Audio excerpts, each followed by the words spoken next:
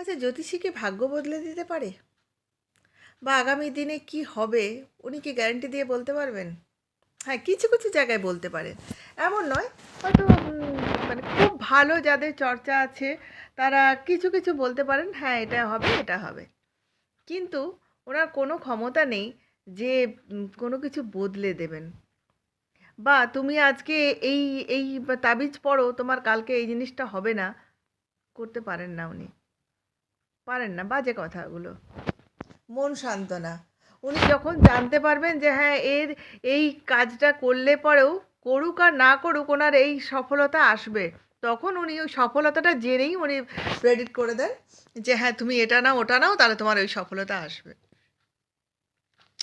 যাই হোক, অতিরিক্ত কথা বলে ফেললাম। আমি মিঠুর ড্রেস থেকে কিছু মনের কথা বলতে আসলাম, নো কন্ট্রোভার্সি, জাস্ট একটু বলার জন্য আসলাম। তাহলে শোনো, তাহলে কি বলছি তার নিয়ে বলছি, যার নিয়ে, যার বিপক্ষে আমার শুনতেও ভালো লাগে না, কিন্তু আজকে তার বিপক্ষেই কথা বলছি।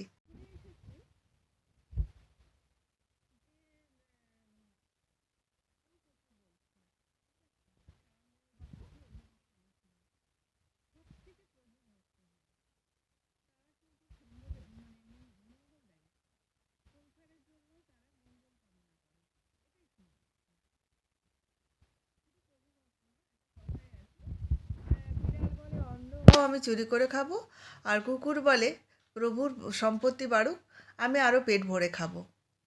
তার মানে তারা আমাদের জন্য ভালো চাইছে। আমি কিন্তু বিড়ালকে নিয়ে কেউ কথা বলছে না, অনেকেই বিড়ালও ভালোবাসে, সে নিয়ে কথা বলছি না, আমি এটা শুনে এসেছি ছোটো থেকে, সেই জন্য বললাম কথাটা। তো আমার কিন্তু গত আমার খুব খারাপ মানে চলছে, যেটা হচ্ছে আমি কিছু না হলেও 2016 থেকে ভোগ করছি। আর আমার বাড়িতে কোনো সারমেয় নেই, আর আমার দশাও পার হয়ে গেল। দশাটাও আমার চলছিল, ঠিক আছে, বারের দশা, যেটা মানে বলছো তোমরা। তো তার জন্য আমার কিন্তু হয়ে গেল। তো আমার কাছে কোনো সারমেয় নেই, তা আমার কেন হয়েছিল? এক নম্বর কথা। দুই হচ্ছে যে অনেকেই বাড়িতেই আছে, অনেকের বাড়িতেই থাকে। এই যে তুমি বলছো যে তোমাকে জ্যোতিষী বলেছে যে তার থেকে দূরে থাকতে, কি করে উনি বা কি করে বলতে পারেন? আর সেখানে তুমি কেন বললে না যে ওটা আমার সন্তান? কেউ কারো সন্তানকে দূরে ফেলে দিতে পারে নিজের ভালোর জন্য? তাহলে তো তুমি তাকে কখনো ভালোই বাসনি। তুমি যদি সত্যি সত্যি ভালোবাসতে না, তুমি কখনো এটা মেনে নিতে পারতে না। আজকে বাধ্য হচ্ছি বলতে, তোমার বিপক্ষে কখনো কিছু বলিনি, কিন্তু আজকে বাধ্য হচ্ছি বলতে। কীরকম ভালোবাসো তুমি, যে তুমি বলো তোমার সন্তানের মতো, সেই সন্তানকে তুমি দূরে করে দিচ্ছ। কি গ্যারান্টি আছে সেই সন্তানকে তুমি দূরে সরে যাওয়ার পরে সে অসুস্থ হয়ে কিছু হয়ে যাবে না? আবার তাকে দূরে করলে তোমার সব কিছু ঠিক হয়ে যাবে? ওই জ্যোতিষী কি ওটা বলতে পারবেন? বলতে পারবেন? যা কিছু হয় আমাদের কর্মফলে হয়, এটা যেরকম বাস্তব, সেরকম এটাও বাস্তব, যেটা আগামী দিনে হবে সেটাকে আমরা পাল্টাতে পারবো না। কেউ পাল্টাতে পারবে না। যদি ভবিষ্যৎ, যদি আমরা বিশ্বাস করে থাকি যে আমার কপালে ছিল তাই হয়েছে, তো সে কপালটাকে কিন্তু পাল্টানো যায় না। আর কারুর জন্য কারুর কিচ্ছু হয় না, কিচ্ছু হয় না কারুর জন্য। শুধু মানুষের হাই নিও না, অভিশাপ করিও না। তুমি নিজের জায়গায় নিজে ঠিক থাকো, কিচ্ছু হবে না। ওই পোষ্যটাকে দিয়ে দিও না, ও মর্মে মর্মে শেষ হয়ে যাবে। হ্যাঁ, তোমার যদি খুব খারাপ অবস্থা হতো, তোমার শারীরিক কষ্ট হতো, তুমি তার সেবা যত্ন করতে পারছো না, রাখতে পারছো না, বা আর্থিক খুব প্রবলেম হতো, তার খাবার জোগাড় করতে পারছো না, তাহলে তুমি করতে, সেটা মানা যেত। কিন্তু তোমাকে জ্যোতিষী বলেছে ওর জন্য তোমার ক্ষতি হচ্ছে, তোমার কুষ্ঠিতে দেখেছে, বা তোমার হাত দেখে বলেছে, এটা তুমি কি করে মেনে নিচ্ছ? কালকে তোমার যদি গর্ভজাতর সঙ্গে তোমার এই প্রবলেমটা হয়, যে তোমার ওই গর্ভজাত যে এসছে তার সঙ্গে তোমার আহ, রাশি মিলছে না, তার সঙ্গে তোমার সম্পর্ক ভালো থাকবে না, তুমি সেই গর্ভজাতকে তুমি দূরে করে দেবে? একদম মানা গেল না কথাটা, একদম মানা গেল না। আমি নিজে জ্যোতিষী কখনো মানি না। চোখের সামনে দেখেছি এই হবে সেই হবে বলে, দুনিয়ার টাকা নিয়ে যায়, তারপরে গিয়ে কিচ্ছু হয় না, ঘোড়ার ডিম হয়।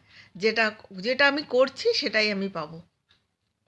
যেটা আমি করছি আমার আজকে এই অবস্থার জন্য, আমি কিন্তু খুব ভালো করে জানি যে আমার কেন হচ্ছে। আমি অনেককে, আমার বন্ধু বান্ধবকে আমি বলেছি, আমার বাড়ির যাকে বলা যায় সেই রকম মানুষকে বলেছি আমি, যে আমি কিন্তু বুঝতে পারি যে আমার আজকে এই অবস্থাটা কেন হয়েছে। আমি রিয়েলাইজ করি।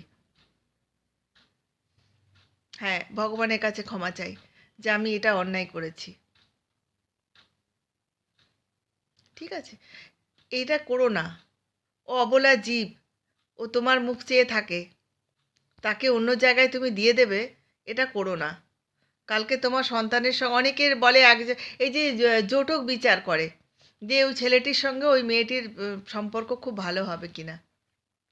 অনেক জটক বিচার করে বিয়ে হয়েছে, তারপর ডিভোর্স হয়ে গেছে। অনেক হয়েছে এরকম, অনেক হয়েছে। আমার নিজের, আমি কোন আত্মীয় আমি বলছি না, আমার নিজের আত্মীয়, দুই বোনেরই জটক বিচার করে বিয়ে হয়েছিল, দুই বোনেরই ডিভোর্স হয়েছে। আবার তিনজনের, যে 3 নম্বরে যাকে না দেখে দিয়েছিল সে ভালো আছে, নিজের থেকে করেছিল সে ভালো আছে। হুম, এসব কিচ্ছু হয় না। এসব শুধু সাময়িক বিশ্বাস, নিজের মনকে নিজে সান্ত্বনা দেওয়ার জন্য। কিছুই হয় না। হ্যাঁ, যেটা হয়ে গেছে সেটা হয়তো কিছুটা বলতে পারবে, যেটা আগামী দিনে হবে ভবিষ্যৎ কেউ দেখেনি। জ্যোতিষী কি দেখবে? ভবিষ্যৎ কেউ, তাহলে কোনো জ্যোতিষী মারা যেত না, বা কোনো জ্যোতিষীর কোনো রোগ হতো না, আগের থেকেই তার ট্রিটমেন্ট করতো। মারা তো যেতেই হবে, এটা ভুল বললাম আমি, কিন্তু তার জীবনে কোনো বিপদ আসতো না। তার জীবনে, আমার এখানেই একজন আছে জ্যোতিষী, ছেলেটি একটি লম্পট তৈরি হয়ে গেছিল। এখন জানি না কীরকম, এখন চালাক হয়ে গেছে তাই ভালো। হুম, কাজে এগুলো বলে কোনো লাভ নেই। আরেক জ্যোতিষীকে আমি দেখেছি, আমার বিয়ের পরে এখানে এসেছি আমি যখন, তখন তার কাছে আমাকে নিয়ে যাওয়া হয়েছিল, আমাকে দেখানোর জন্য যে আমি কেমন না কেমন, মানে আমার হাত কী বলে, লক্ষণা সুলক্ষণা এইসবের জন্য। তো উনি বলেছিলেন, যা বলেছিলেন তাতে সবাই খুশি হয়েছিল। যাই হোক, সে কথা আমি এখন বলবো না। তো তার কিন্তু একটি মাত্র সন্তান, মানে ছেলে, মেয়ে আছে তার, কিন্তু সেই ছেলেটি ভবঘুরে হয়ে গেছে, কোনো ভবিষ্যৎ নেই ছেলেটির। দেখলেও মায়া লাগে, এত শিক্ষিত একজন ছেলে পাগল পাগল হয়ে গেছে।